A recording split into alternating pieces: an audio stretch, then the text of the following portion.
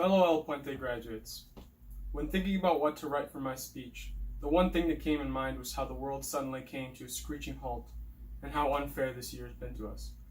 But after close consideration, I decided that rather than focus on the negatives, I would focus on all the good that came out of this year. Like how despite every struggle, every trial and tribulation that we have faced in our lives did not stop us from reaching our goal. The sad reality is that not everyone gets to graduate, yet we did, and nothing in this world can take that away from us. When I first started at El Puente, I had no idea such a small school would have such a major impact in my life. At El Puente, I got to reunite with a long-lost friend, Jesselyn. I got to meet Juan. I got to meet the most eccentric duo in all of Milwaukee, Martin and Yesenia. I've also had the pleasure of meeting his brothers Saul and Giovanni. I got to meet Pedro, who never failed to make me laugh, even though I had to yell at him to do his work during geometry. I got to meet Gian, whose unique personality always lifted my spirits.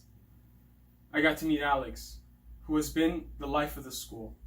There was never a day Alex did not exude good vibes and make an ordinary day just a little bit better.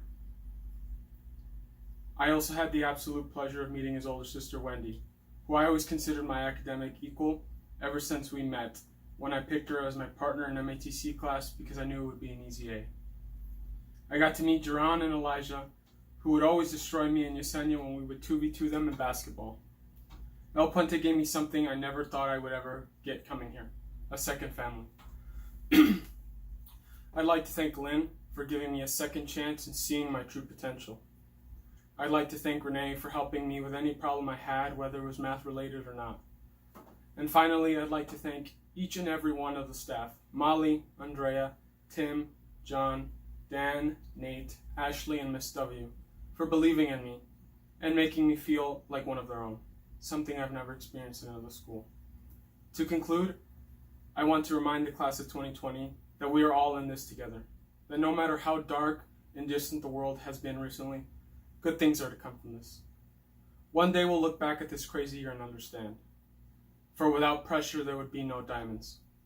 This year will only serve to make us stronger. Like the great Martin Luther King Jr. once said, if you can't fly, then run. If you cannot run, then walk. If you cannot walk, then crawl. But by all means, keep on moving.